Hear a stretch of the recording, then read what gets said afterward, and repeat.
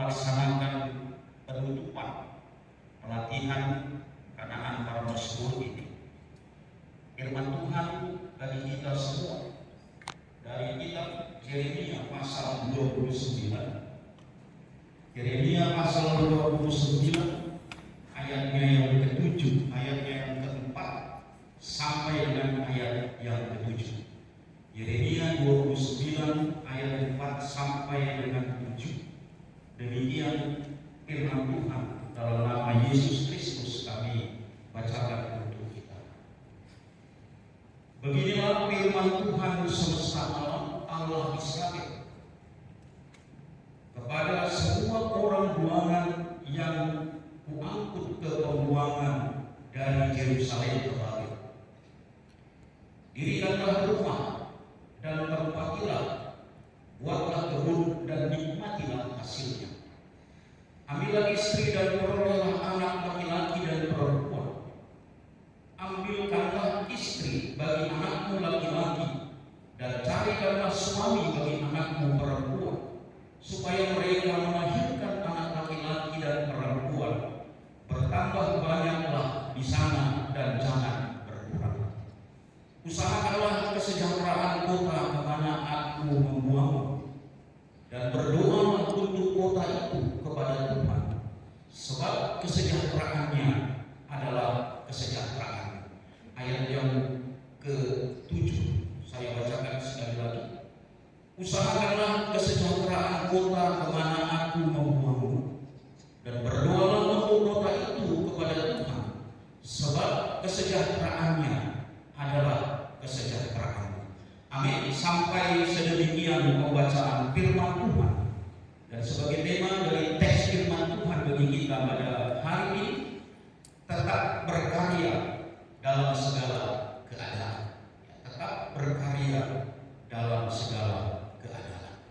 Bapak Ibu saudara-saudari yang dikasihi oleh Tuhan Yesus Kristus, secara jelas kita mengetahui, Bapak Ibu yang dikasihi Tuhan, bahwa firman Tuhan yang menjadi renungan bagi kita pada hari ini adalah merupakan satu surat, surat yang dikirimkan oleh Yeremia kepada orang Israel yang saat itu di dalam pembuangan di Babel. Tentu Bapak Ibu saudara-saudari yang dikasihi Tuhan, masa pembuangan bagi orang Israel itu adalah merupakan satu masa yang gelap. Masa pembuangan bagi orang Israel adalah satu masa yang penuh dengan kesulitan dialami oleh orang Israel. Kenapa Bapak Ibu saudara-saudara? Walaupun jumlah mereka pada waktu itu di dalam jumlah yang banyak, tetapi itu merupakan satu masa yang sulit, yaitu karena yang pertama, mereka mau melawan. Jadi biasanya kalau orang yang tertekan itu mengalami kesulitan itu, maka pikiran yang ada di dalam pikirannya adalah melawan. Kita mungkin adik-adik kami yang masih butuh Injil ini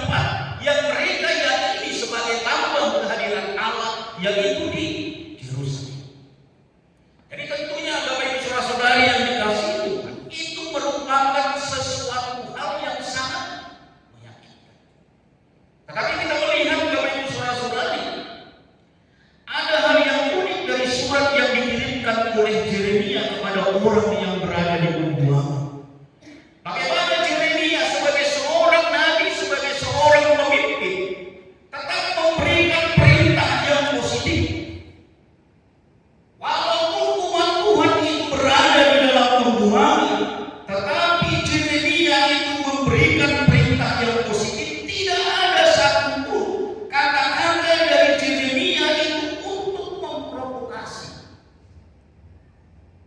Jadi biasanya kita, Bapak Ibu Saudara-saudara, kalau kita merasa tertekan, kita juga bisa untuk memprovokasi orang.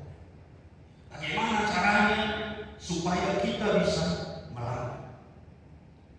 Kita melihat Bapak Ibu Saudara-saudari bagaimana perintah positif yang diberikan oleh Yeremia kepada umat Tuhan pada waktu itu. Bahwa Yeremia itu menghendaki, mengingatkan agar umat Tuhan itu menjalani hidup yang produktif. Arti di sini dalam hidup yang produktif Bapak Ibu Saudara-saudari adalah bahwa Yeremia itu mengingatkan supaya umat Tuhan itu jangan hanya berpangku tangan. Jadi jangan hanya berpangku tangan menunggu pembebasan atau pemulihan. Yeremia mengingatkan umat Tuhan itu agar mereka itu mampu untuk melewati dan melampaui emosi pribadi dan tetap memandang segala sesuatu dari sudut pandang Allah, yaitu untuk menghadirkan damai sejahtera di tengah-tengah kehidupan badai pada waktu itu. Bapak Ibu Saudara yang dikasihi Tuhan, apakah arti damai sejahtera? Kalau kita merujuk kepada Anda Ismail, dikatakan bahwa damai sejahtera itu adalah sabut. Arti daripada sabut di sini adalah lepas dari rasa takut. Itu yang pertama. Yang kedua, arti daripada sabut itu adalah lepas dari rasa khawatir, dari rasa gelisah, dari rasa marah, curiga, dendam, iri hati, dan sakit hati. Jadi di situ Bapak Ibu Saudara-saudari, Yeremia mengingatkan kepada mereka supaya mereka itu menghadirkan damai sejahtera di tengah-tengah lingkungan yang tidak mendukung. Hadirkanlah damai sejahtera walaupun keadaanmu itu tidak di dalam keadaan yang baik. Yeremia mengingatkan supaya orang-orang Israel yang berada di pembuangan itu bisa memulihkan keadaan yang harmoni. Jadi kalau kita membaca yang harmoni itu yang di dalam Yesaya 11 ayat 6 sampai dengan 9. Ya, bagaimana Yesaya menggambarkan di situ ya serigala dan apa yang bersama anak-anak main di di sarang ular betung. Itulah keadaan damai sejahtera, harmoni. Walaupun kita tahu Bapak Ibu Saudara-saudari, hal itu sekarang ini ya merupakan sesuatu hal yang utopi. Ya, tak akan mungkin lagi bisa diciptakan kita lepas dari rasa takut. Tidak ada kekhawatiran di dalam hidup kita. Tidak ada kegelisahan di dalam hidup kita. Kita tidak pernah marah dan curiga, dendam, iri hati dan sakit hati kepada sesama kita. Itu tidak akan mungkin terjadi pada zaman sekarang ini, Bapak Ibu yang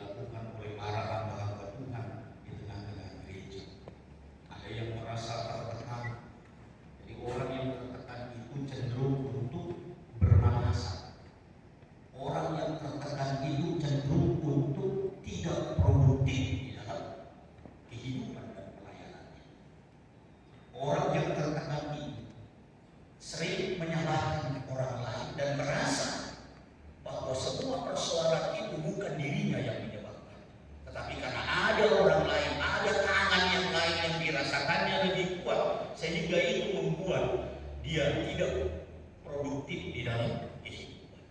Orang yang tidak produktif itu akan cenderung untuk menggerutu, ya, terus menggerutu di dalam kehidupannya. Jadi Bapak Ibu Saudara-saudari, demikianlah kehidupan orang Israel yang berada di dalam pembuangan tersebut. Mereka senantiasa menggerutu, bermalas-malasan, tidak produktif dan menyalahkan Allah.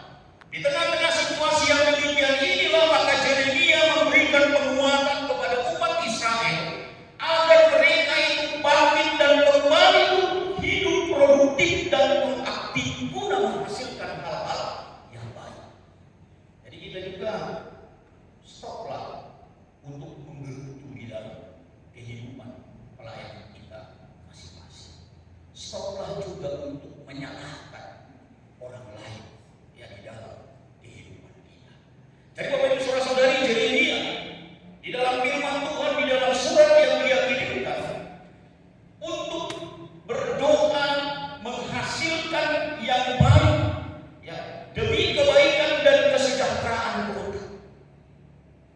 Bagaimana Yeremia mengingatkan umat Tuhan yang berada di pembuangan itu untuk tidak hidup bermalas-malasan, tetapi mereka bisa hidup dengan proaktif, melakukan segala sesuatu, mengerjakan segala sesuatu untuk memenuhi kebutuhan hidup mereka.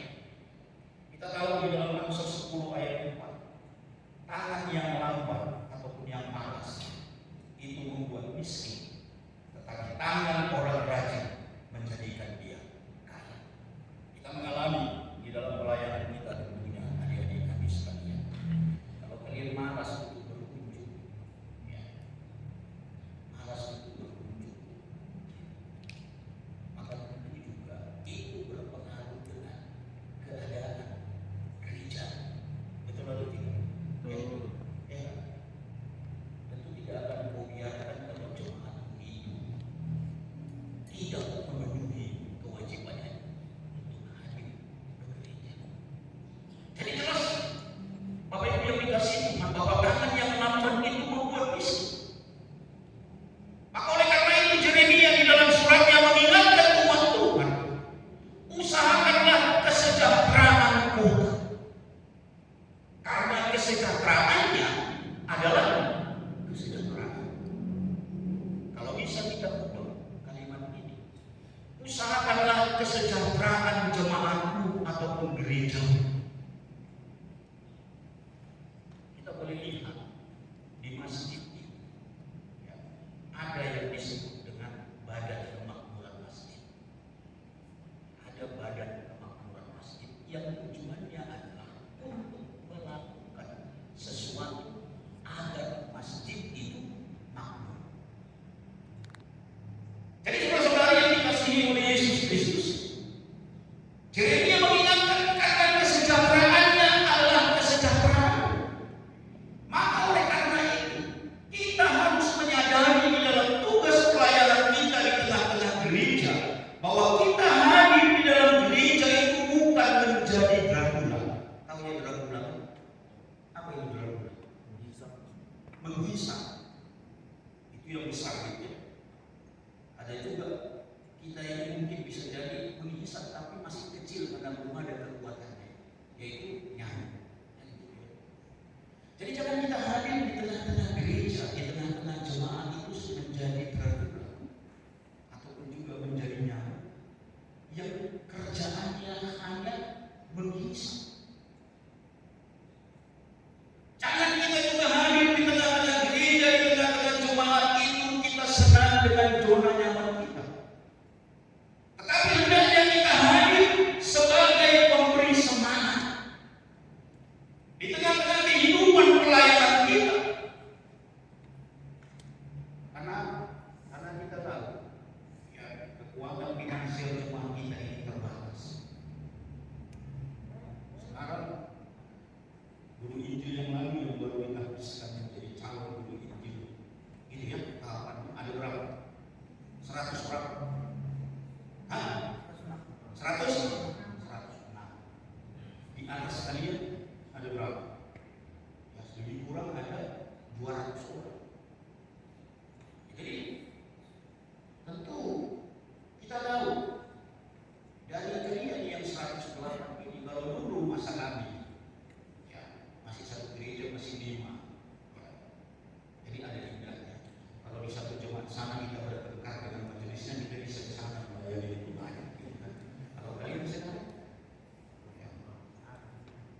satu guru itu berapa yang dilayani? Satu, Pak. Ada sampai 100. Paling banyak ada yang 10 anak. Jadi itulah situasi. Artinya apa yang mau saya katakan? Bahwa kita harus mengetahui kekuatan finansial jemaat yang kita layani itu adalah terbatas.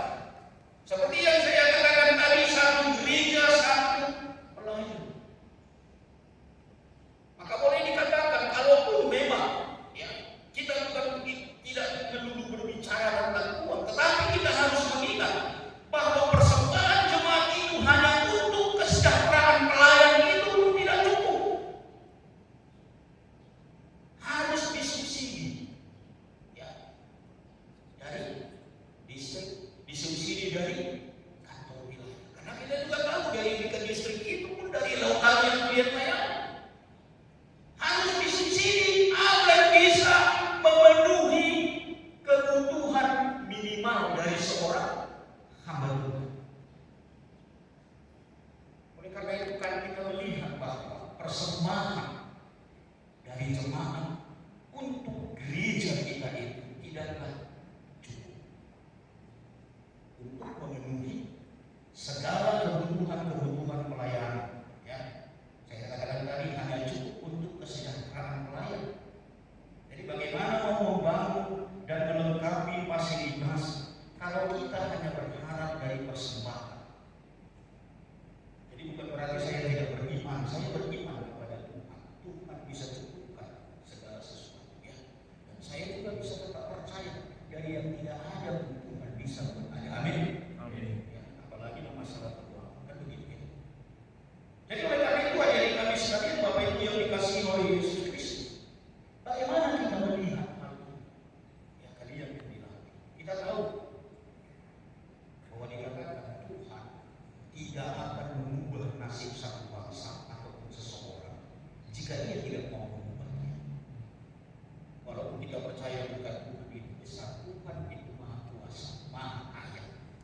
Tetapi kita yakin, kita harus menyadari bahwa dia tidak akan mengubah nasib dan keadaan kita kalau kita tidak mau mengubahnya. Jadi tidak hanya cukup menangis, tidak hanya cukup mengeluh, tidak hanya cukup terbenung sekalian atau yang lain seperti itu. Maka oleh karena itu, ya, gereja Metodis Indonesia membuka Kanaan Parmos ini bekerja sama dengan Kanaan Parmos yang ada di Korea Selatan. Tujuannya apa? Supaya kita bisa untuk melakukan hal yang baik. Jadi Kanaan Parmos ini jangan dipikirkan ini bukan kegiatan asal-asalan. Bukan kegiatan asal-asalan atau pulang kerja nggak bisa, kan begitu ya. Atau waktu juga dari jauh sana mau memfasilitasi segala sesuatu yang penting untuk kegiatan Kanaan Parmos ini. Jadi ini bukan untuk menghambur-hamburkan uang. Tahu kali berapa uang yang dikeluarkan untuk kegiatan ini? Ya, dalam satu minggu sudah dua ya Pak Direktur, sudah 2 kali kegiatan. Karena yang ini kalau saya tidak salah sekitar 20 jutaan lebih. Jadi jangan pikir ini hanya main-main saja, kan begitu kan. Jauh-jauh dari Korea Selatan kalau hanya membuat kita bermain-main untuk kegiatan ini.